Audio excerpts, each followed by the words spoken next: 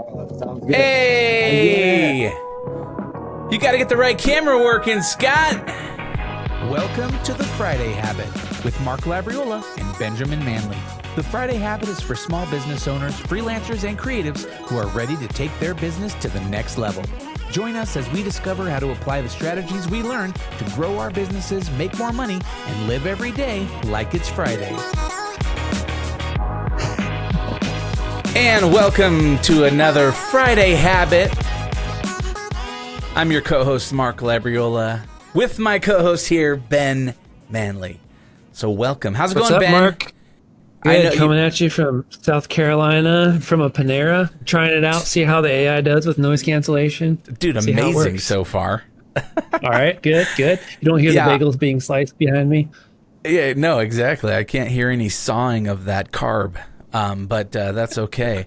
Well, hey, man, I'm so thankful you're here. I love when you're on the show with us. I know you've just been doing so much stuff and you're so busy, but it doesn't feel the same without you, my buddy.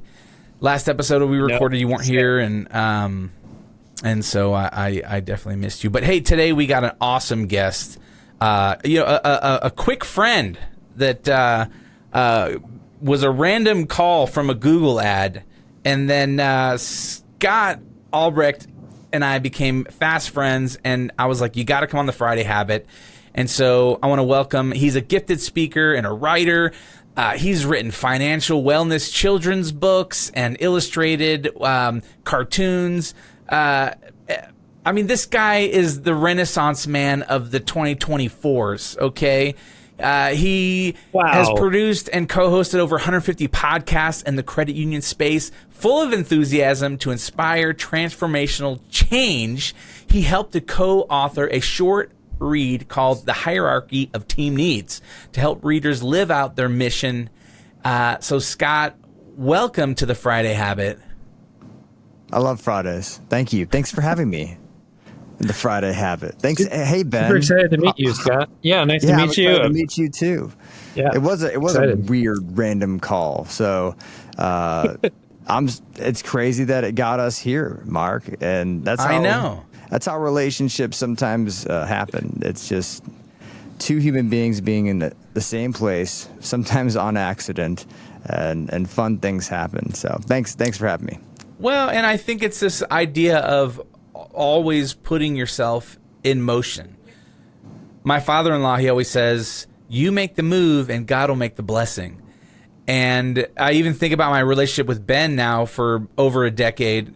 I called his company over 10 years ago to redo the company I was working at's website, and him and I kicked it off, and we're buddies, and then it was like, hey, you should come to Colorado sometime.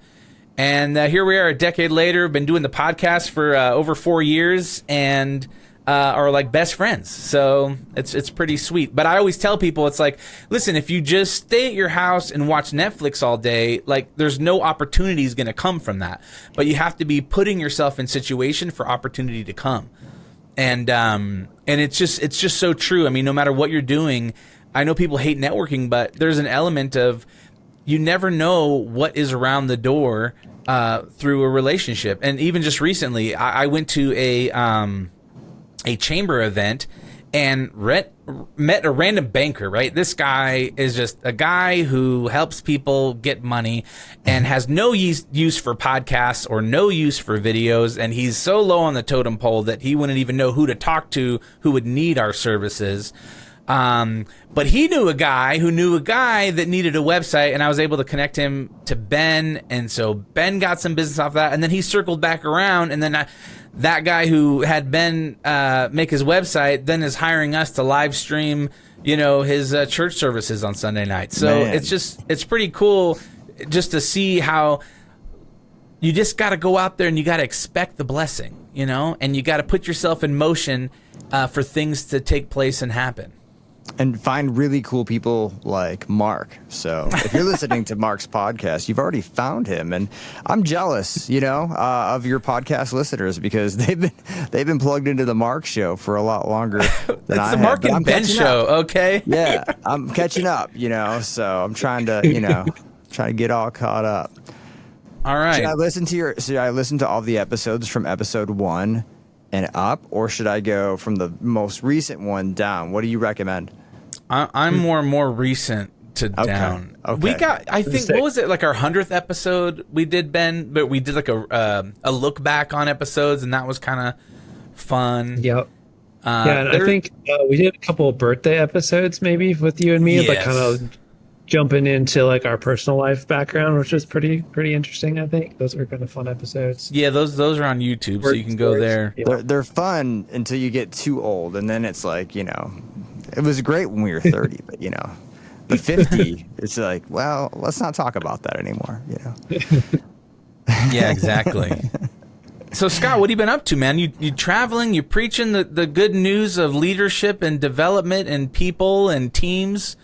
I mean, well, I'm writing another book. Already? Yeah. I'm writing the Hierarchy of Team Needs version 2 or second edition.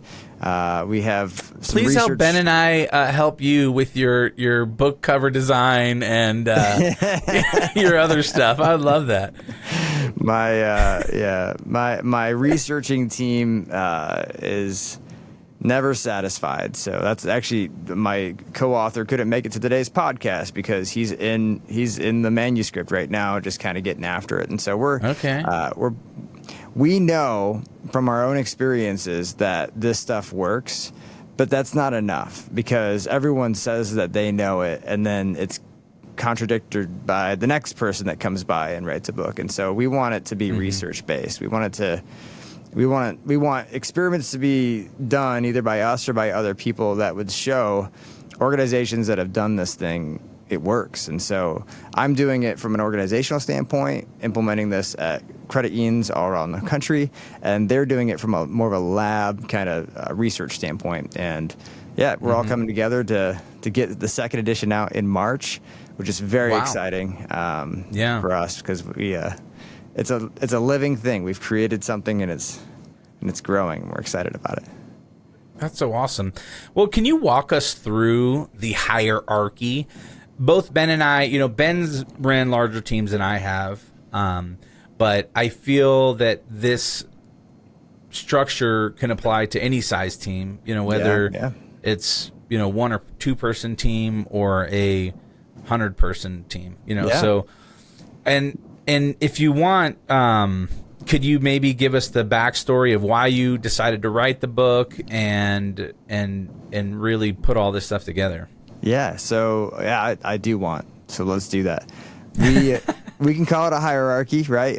But if you can't see the book and you can't see the shape, let's call it a triangle, okay? And the point is facing up.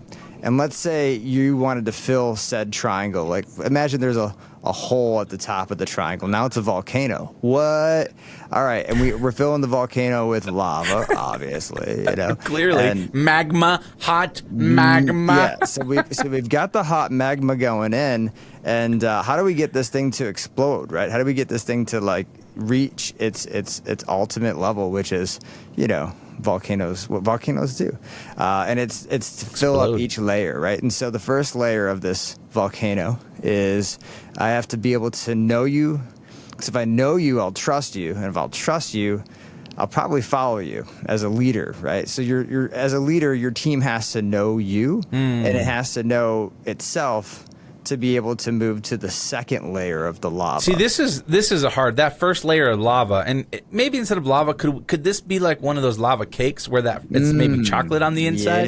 Yeah. And then it explodes into like a chocolatey goodness. Yeah. The yeast rises. So that's right. Yeah. That analogy works good too. Chocolate lava cake. Could you make this metaphor a little more delicious? That would be. Can you talk about it for Yeah. So, I'm down. So we got the cake batter in there. Yeah, but that first layer is really hard for leaders. It's hard for us to be vulnerable. It's hard for us to allow people to let us in, to know us, and to be transparent because I don't know, maybe sometimes I feel like if I'm too transparent, then my team won't look up to me or respect me or look at me as the leader. I'm just like one of the guys. Yeah, that's what you just said out loud out of your mouth was transparency. So this is something that you don't deal with, Mark, because you're able to say that, right? But most people would feel that, and then they would act on that. Like, I'll give you an example. I train credit unions for a living, and I was in a training, and there was somebody on that training named Janny, Janny, and I said, "Hey, Johnny, did you have a question?" And she, in front of everybody, said, "So did you just call me Johnny?" And right then and there, I had a decision to make. Here I am, someone who's paid to influence transformational change, to be the thought leader. And yeah, it would look bad if I admitted to calling her Johnny. I could have just blamed it on the microphone and said, this Sennheiser, terrible P48 that I've got here, just probably picked up the wrong name. But no, the wrong vowel. That's not what happened. And so I had to stop myself and say, it was it wasn't the mic. No, it was me. It was, yes, I called you Johnny. Your name's Janny. I can clearly see that it's named Janny on the name there, and that's hard. It is hard for leaders after getting off the call with their spouse, walking into work, and somebody says, "Hey, how are you doing today?" And you say, "Fine." That's the easy thing to say. It's the hard thing to say. I just got off the call with my spouse, and it wasn't the best. Didn't go as well as probably could have gone, but I'm gonna have a good day today. Or even just like I didn't get a lot of sleep last night. I'm a new dad, but that's okay. We're gonna get after it today. But people know just by looking at your overall aura if something's off, and the second you start to try to be Superman, right? They're not going to be able to work in that second layer. So that second layer is so delicious. It's it's a vanilla cream based layer, a little bit of almond in there, a little almond. Okay, and that second layer is where we're doing honest feedback. It's not just, "Hey, how do you think I'm doing?" It's setting the expectation that we're always going to be checking in on how we're doing, not just from a top-down standpoint, but peer-to-peer, peer to supervisor, and supervisor to subordinate. On a regular basis, we're going to be asking, how can I be more effective as a leader? How can I be more effective as a teammate? And we're going to use specific questions for that. You can rely on questions me when. Like what? Yeah, you can rely on me when. I need your help when. I'm the strongest when, and I'm the weakest when. And so these are kind of transparent questions. So we're still building on that trust aspect. We don't want to destroy. It takes forever to build trust and a second to destroy it, right? Yeah. So it's still there in that second layer. But we're using that trust now to let you know, Mark, that idea that you just had it's in the right direction, but it needs work. And when I don't trust you to be able to take that feedback and use it not against me, and not go to HR about it, or not talk bad about me behind my back, well, then we still need to work on that first layer of the cake, because I don't feel comfortable in the meeting telling you that your idea needs work. You know how I'm going to say it? At the water cooler after the meeting, I'm like, "Dude, Mark, huh? That idea, just not the best. It's, not he's a bright guy, but that idea was not, so." Yeah, so it sounds like it's this process of building a healthy team, really, right? Because that first step of like a leader who's transparent, a leader who's honest, and then when people can trust you to be vulnerable and be authentic, then when you get to that second layer, then it's like, okay, I know that Mark's intentions are positive and he wants what's best, and he's coming from a place of curiosity, not from a place of judgment. Then it's like you start to have something happening here. So now we got a healthy relationship, leadership, teams, communication. Things are rocking and rolling. And then where do we go from there? Yeah, well, you kind of hope that people obey the eighth commandment, and they're going to put the best construction as to why Ben did something, right? When Ben ruins the cake recipe, we got to put the best construction on that. But as leaders, when the team is our responsibility and it's our authority, these layers that we're talking about, they take applied pressure.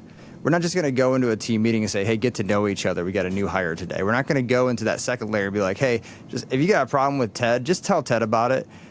I'm, as a leader, applying pressure by saying, "Hey, next Monday you're going to get a survey. It's a 360-degree survey for feedback on your employees here in this department. we're one of continuous improvement. We're always looking at ways that we can improve, and that means peer-to-peer, peer-to-supervisor, and supervisor-subordinate. So look forward to that next Wednesday, but look forward again next quarter. Like when you hire a new hire, like this is a team where we're always trying to become 1% better every day, and so you're gonna get a lot of feedback, and it's just feedback, and I want you to view it as a gift. And so as the leader, you have to apply pressure through conversations on what to expect as a teammate, and that allows you to get to the next layer. It's a little bit of a mocha layer, if you will, because if I trust you and we're getting feedback as to how things are broken, how things are good, maybe some things we're not doing that we should start doing, maybe some things that we're doing that we should stop doing, now I can get my team to take their baseball cap off, Mr. Ben, flip it upside down, and put their rally cap on. Because I can say, where do we want to go? What do we want to be? You know what I mean? Like, as a team, like, what's possible? And when I have that honest feedback layer all satisfied, when the almond layer is all fully baked, now I can add that mocha layer of, as a team, let's whiteboard this thing. What's the future? And how do we get there? How do we know we're there, right? And where are we at today? What do we need to close those gaps? And so when you can get the team to kind of create this North Star, call it a vision statement, it's not a mission statement, because I'm guessing your company has that. But this is just something we can rally around and be like, we're going to be the most detail-oriented accounting team that's ever lived. We're going to be the most dynamically relationship-based IT department ever. We're going to be, for college football, we're going to win the national championship. But like, what's that thing that we can all have consensus on, and we're all in the same ship going in the same direction? And that's that third layer called the vision statement. Mm-hmm. And now it's starting to get real, because now I've got something to steer the ship, right? So I've got the motor. That's the vision statement. We just went to a different analogy. So, but now I am going to, as a leader, apply pressure the most on the second to last layer. So let's put some nuts in this layer, because we're applying pressure. If you have a food allergy, just know we put some nuts in the second. That's right. Second to last. Well, I'm going to go back to that last layer, because one of those things that I was thinking about, and Ben does a really good job of this, right, is one of his companies, the Knapsack, is. Ben, is it the world's best web design experience? Like, that's kind of like your guys' mission as that. And so one of the things I was thinking about that, and what I love about that, is that when you have that mission that is like, we want to create the best web design experience, then you can start looking at things as a whole. Like, okay, what would make this experience great? And then as employees, you can start to think about like, oh, well, maybe we could do this, and maybe we could do this, or I like when I go somewhere and this happens. And then you can start brainstorming ideas about how to make things the best experience. It's not just like, we want to be number one in sales in this region. It's like, okay, but then it's like, well, how do we get there? And maybe there's multiple ways to get there. But sometimes when you can think about something that's a little bit more like giving an experience, then we can start talking about what are those things that can give those kind of experience, and then you can rally people around that mission, and really make a difference, I think, for a company. Yeah, like before you get to the nutty layer, if you are the guy or the gal who's saying we are going to be the number one in sales, go to the 5 whys and say, why is that important? Well, because if you're not first, you're last. Okay, I get that. Why is that important? Because my team is full of rock stars, and I want the rest of the world to know that they're full of rock stars. Okay, we're getting somewhere. Why is that important? Because I want to develop my team, and I want my team to run multiple companies when we grow up. Okay, why is that important? Because I want the influence my team's making today to be able to be broadcasted across the world. Okay, now you got something like a vision statement, right? Mm-hmm. So if you feel like your vision statement is not rallying enough, ask yourself to maybe come down a couple of layers in your own goals and figure out, who is this impact? And typically a vision statement is qualified by this. Does it make the world better for our team? Does it make the world better for our customers, our members? If it does one or two of both of those things, then it's a solid vision statement. It can rally people towards change, which is the nutty layer, bringing it we got to make some changes to get there, right? I need to be able to catch you doing things right when you start to do things in alignment with the new way of doing things. We need to redirect some of the behaviors that we're doing. Maybe some of the systems that we're using are archaic. Maybe we need to completely get rid of our entire data warehouse and bring on a completely new storage solution for our data. And that's going to not be fun. And so without the first 3 layers of trust, honest feedback, and vision, people like to start at the top of the volcano, and they start chipping away, and you know what they don't find? Lava. They don't find cake. They don't find anything. Molten There's chocolate nothing lava. there. Yeah. They've got to go down a layer. So many times companies will come to me and say, we got to work on our accountability. And we start chipping away at that 4th layer, and we realize there's nothing there. And then we got to go down and be like, well, what do you guys? So why are you holding people accountable? Like, what's kind of your rallying cry? And we chip away at that layer. It's like, well, we haven't worked on our vision statement for 20 years. It's like, well, all right. Has anyone ever told you that? Like, are employees excited to come to? Like, what are they telling you? It's like, well, we haven't really asked our employees for service feedback in a while. It's like, okay, well, do you know your employees? Like let's many times teams need to actually start at the bottom. But their symptoms are actually top of the hierarchy symptoms. But they've got to start working their way down to where the actual problem is. And so I'm super excited about this last layer. So second to last layer is accountability, coaching, catching people doing things right, redirecting behavior, bringing on new systems, change management. It's a nutty layer. There are some nuts in that layer. You could write your own. You could write probably 120 books just based on that 4th layer. But so many people start with that book, and they forgot the first 3.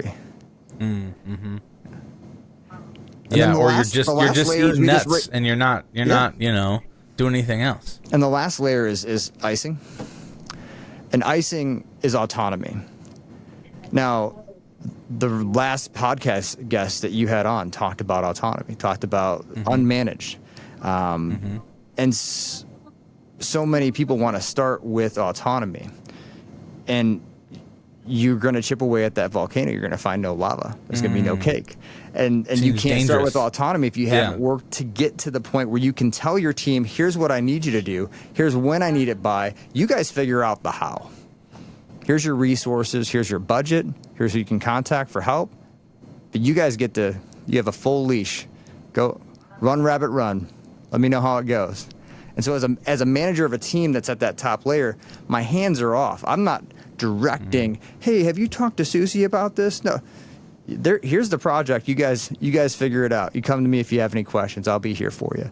And so you can get to autonomy with applied pressure. And so the beautiful thing about this book is we're saying, you should have autonomy in the workplace, and you should have applied pressure in the workplace. And people look at those 2 things and are like, Scott, I think you're out of your mind, because those 2 are the complete opposite thing. Autonomy and applied pressure. If you couldn't find 2 things on the opposite scale of the spectrum, and so it would not make common sense that one actually gets you to the other.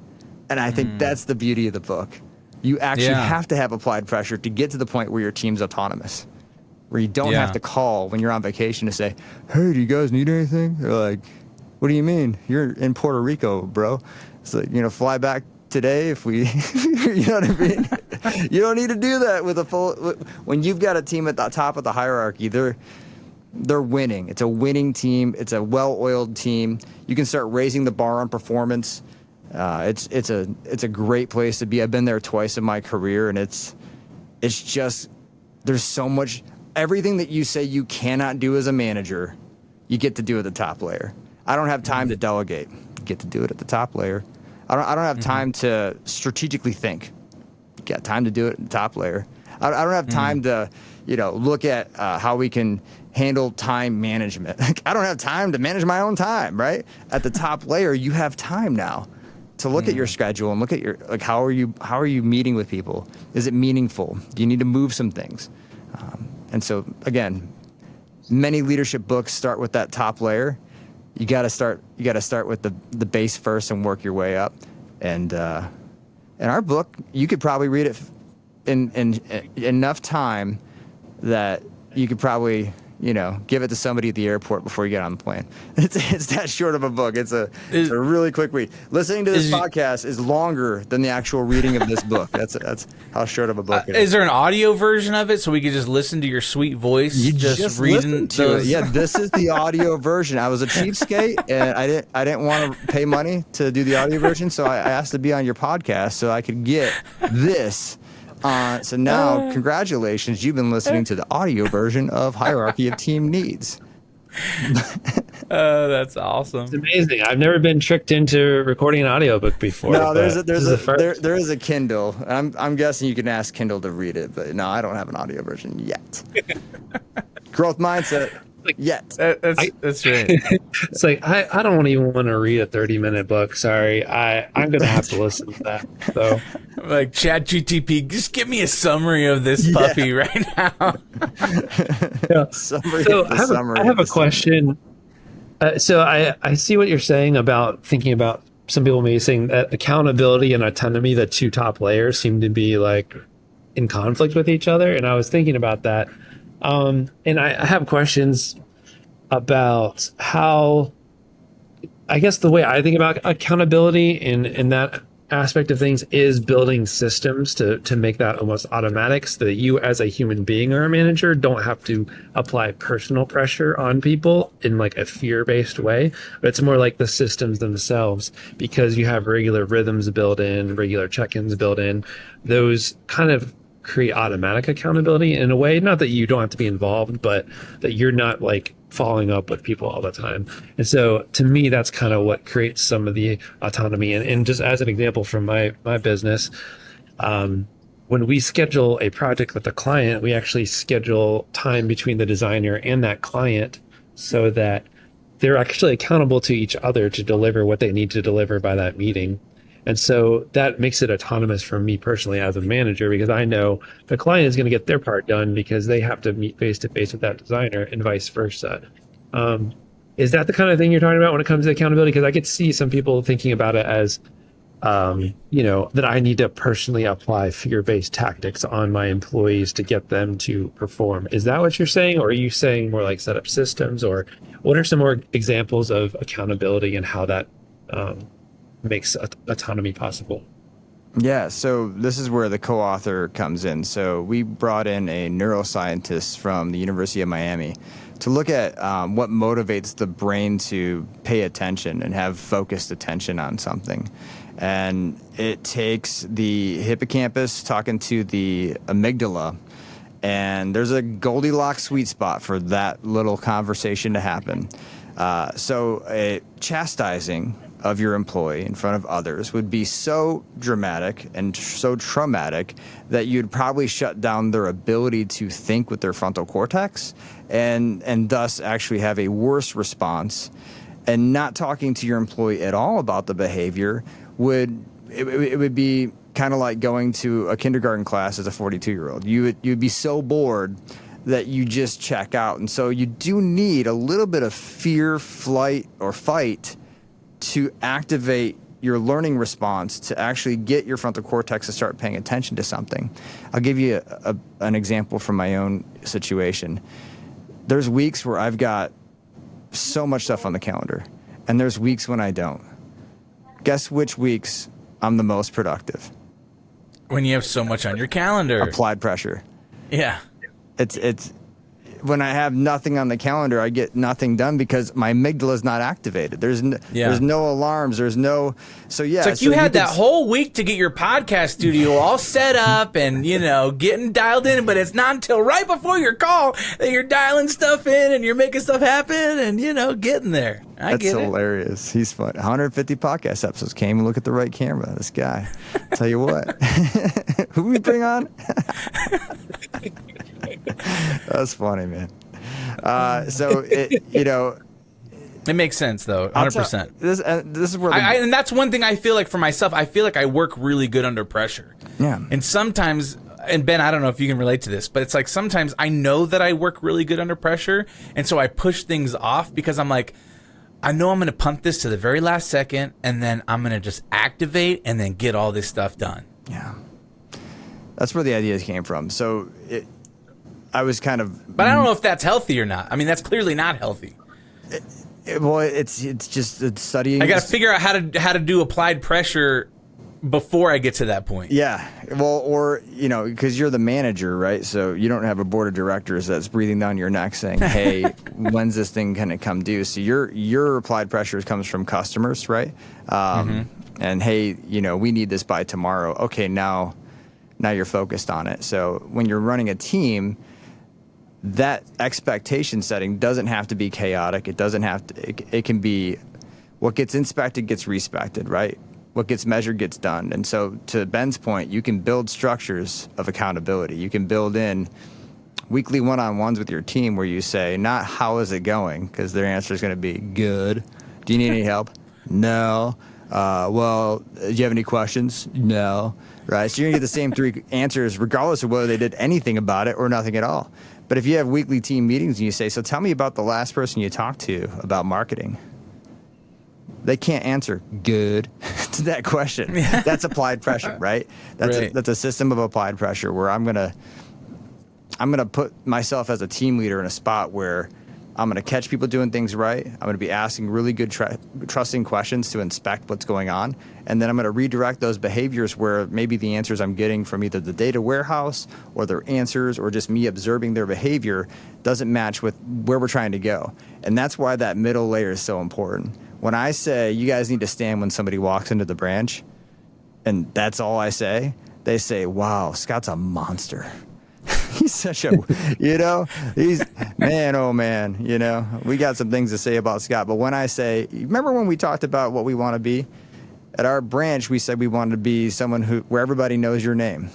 And to show somebody that we're there for them, we're going to stand up when they walk into our branch, just like we'd stand up if somebody walked into our house. And so when you have that North Star and you have that trust and you have that vision statement, you can start moving the pieces of the chessboard a lot quicker to be able to get to the point where you say, guys, we're standing when people come in. What else could we do? And that autonomy comes in where they're like, what if we use their name 3 times?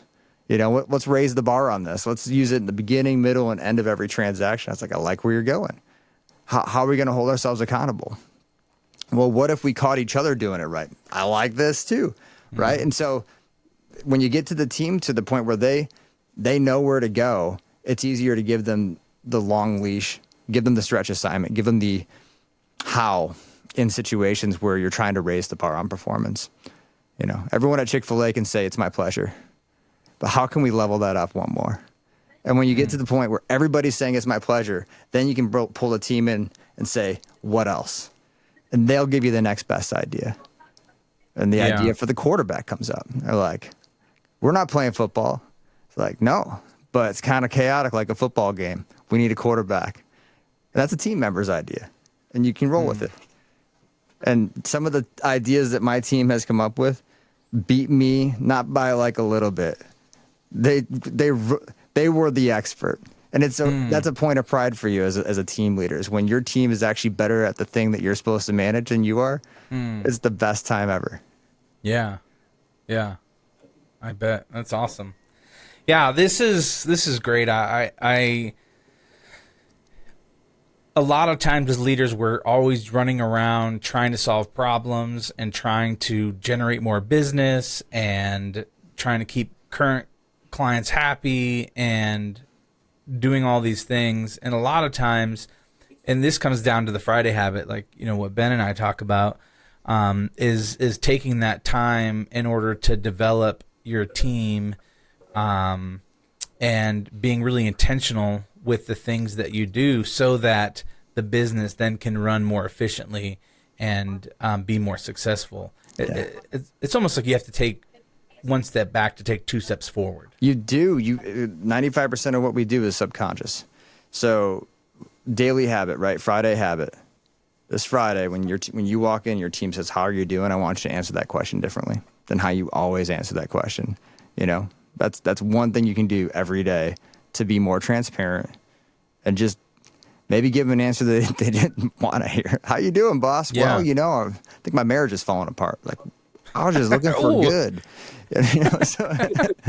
But like, try to give them an answer that's different than just good. How you doing? Well, yeah, I didn't get a lot of sleep last night, but I'm gonna make it a great day today. How you doing? You know what? Someone smiled at me on the way into work today, and it really just made my day. How you doing? Found some trash in the parking lot on the way in, threw it away. So I'm thinking, we should probably clean up after this place a little bit. And so how are you doing might be just a way for you to bring in that transparency.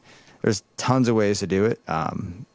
And I really enjoy, if you don't know where you're at in the hierarchy, if you're chipping away at the volcano, you're trying to find the lava cake inside, and you don't know where it's at, go grab Patrick Lencioni's 5 Dysfunctions of a Team, or just grab my book, because we brought that in. Oh, nice. Two birds, one stone. And it's probably a way quicker read than Patrick Lencioni's book. Yeah. Every layer of the hierarchy is addressed by the 5 dysfunctions of a team. And so if you have fear of conflict, then you are in the second layer of the hierarchy. If you have lack of trust, yeah, everyone can figure that one out. It's the first layer of the hierarchy. If you have lack of commitment, then you need to build a vision statement. If you have lack of accountability, you need to go to the coaching section. If you got status and ego, you need to go to the whole top down and fix it out. But when we looked at Maslow's hierarchy of needs and Patrick Lencioni's 5 dysfunctions of a team at a coffee shop in Arizona, and we realized you can actually blend the models and it works for a team. We were excited to write this book. We were like, no way that actually works. We tried to test against it, and every time we tested it against it, it was like there was a missing piece to both gentlemen's research, which is they work in families, they work in situations where you're a coach of a team, they work in businesses, and this book is one that I would love to get into the hands of your listeners. The second edition, I'll send a manuscript to anyone who's interested in getting a manuscript of the second edition. That's how excited I am about it. Wow. I don't even want your money. I just want 15 minutes of your time. That's how long it'll take to read the book. Probably take longer if I read it because, from Detroit, so I got, nasally that issues. Kind of like, yeah. And that weird, just got the Michigander thing going on. Yeah. Whatever, dude. Yeah. All right. So if someone wants to get that, where are they going to go? There's a link to my Calendly account, and they can put some time on my calendar, and I'll give them a copy of the link in the show notes. Yeah, link in the show notes, dude.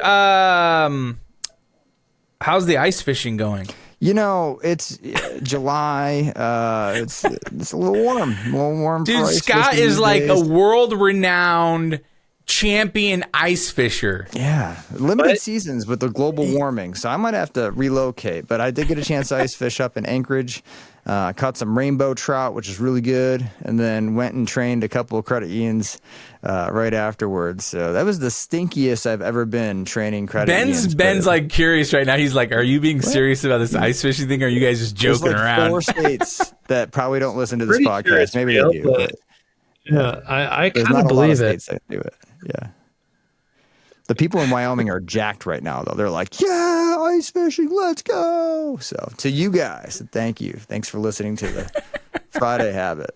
What's different? What do you like different? And wait, first of all, because you're on like Team USA, right, for ice fishing? Yeah, ice fishing overseas is crazy. I like the fact that they have the same fish that we have, perch. In every country that I fished in, the perch has been on the agenda. Is it an Olympic sport? I guess I'm confused on like how can ice fishing be a sport? So usually, and like how is there a Team USA? And then how do you become like someone measured you like, wow, this guy sat on the ice, dug this hole faster than anybody else, dropped his line in and got a rainbow trout. Like how do you even qualify to get on the team? Well, let's define this. So imagine ice fishing as a triangle, okay? And there's a hole in the triangle on the very top. And inside that hole is chocolate molten lava.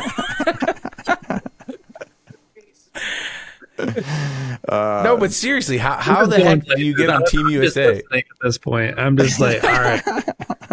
I'm not taking notes anymore. I'm just listening. The number one unsubscribed podcast is the one you did with me. So yeah, Team USA got a chance to go to Bulgaria, Latvia, Ukraine. How did I get on the team? I pretended like I didn't know much about ice fishing, and I asked a lot of really, really dumb questions. By the way, if you want to be good at anything, don't pretend like you know what you're talking about. Go sit next to someone who's been on the ice for 100 hours and say, what is this? What are you doing? What are you using? I will never tell you that I'm an ice fisherman for Team USA if I'm ice fishing with you, because the second you start to gloat about things, the fish stop biting.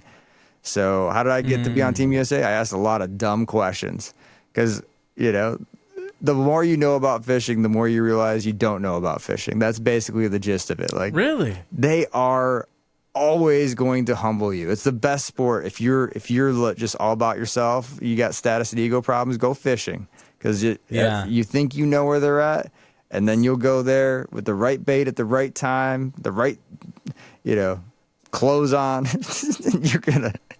you're gonna be humbled. And so it's the teams that beat Team USA fish for food. They fish in packs. They hunt together, and they communicate as if their life depended on it, because it does. And Team USA, we catch and release. We hide our information, and we don't share what lake we're going to or what spot we're going to. And so it's always been our challenge going up against, countries like Finland and Norway and Latvia and Estonia, where what they catch that's food, that's dinner. And so they start to work together as a pack, kind of like a wolf mentality. And they move like a pack, and they share information like a pack. And while Team USA is sleeping, Team Poland's up there on a whiteboard saying, so what depth were you? What line diameter did you have?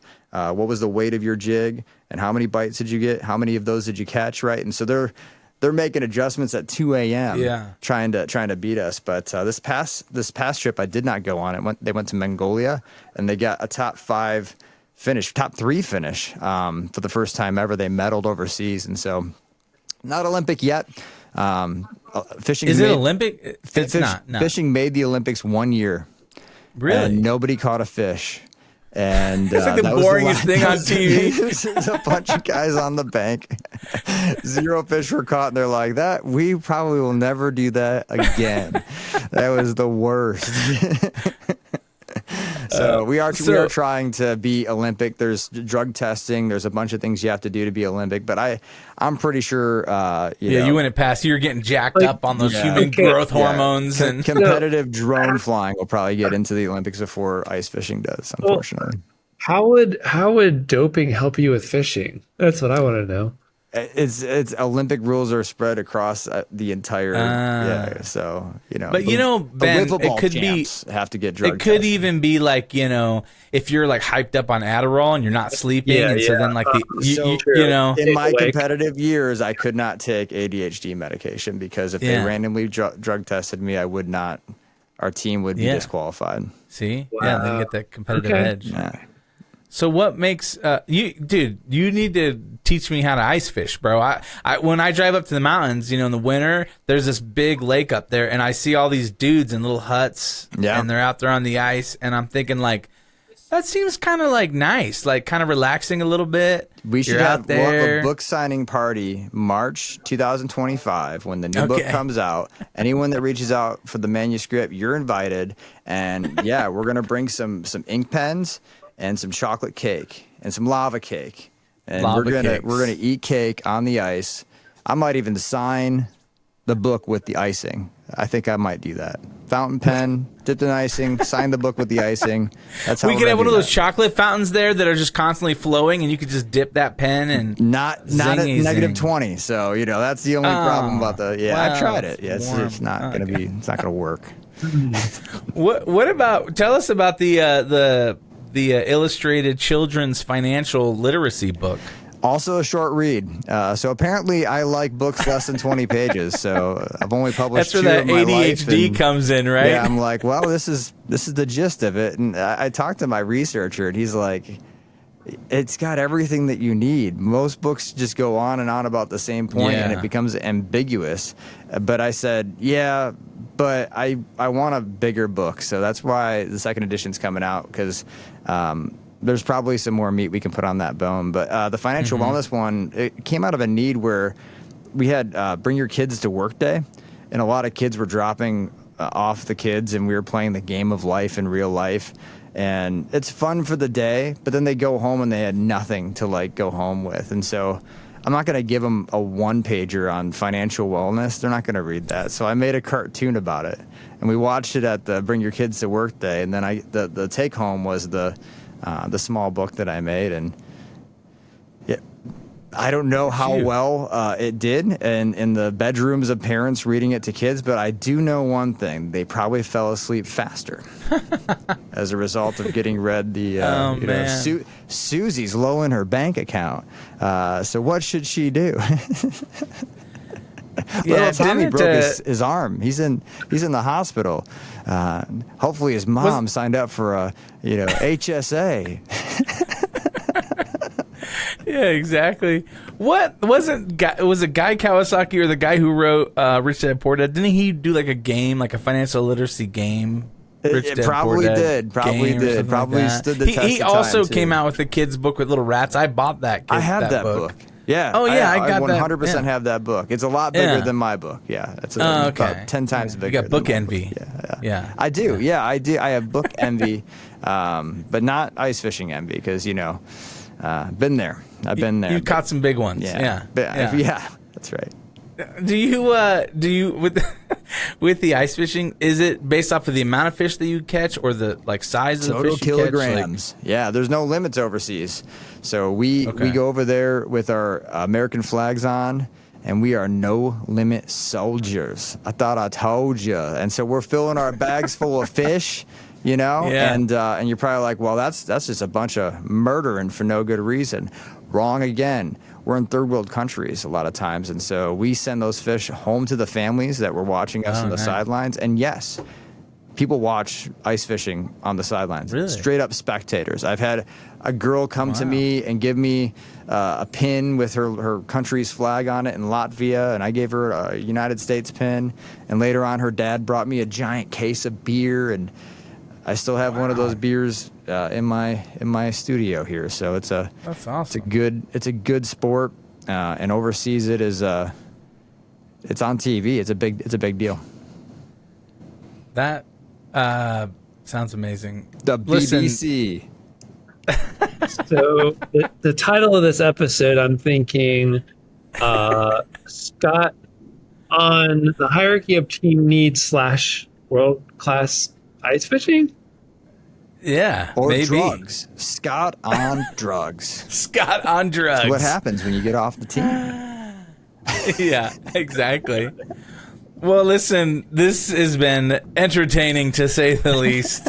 And I'm so glad that you could come on the show and share about the hierarchy of team needs. And so, Ben, what are our takeaways for today's episode? All right, I got the hierarchy first, just recapping that. The foundation is trust, and you got honest feedback, vision, accountability, and autonomy. Did I miss anything, Scott?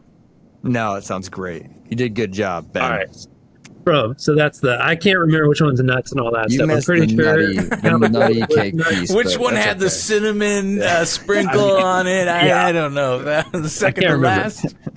But also a couple of other things that stuck with me were that if your vision statement isn't clear, ask yourself why 5 times.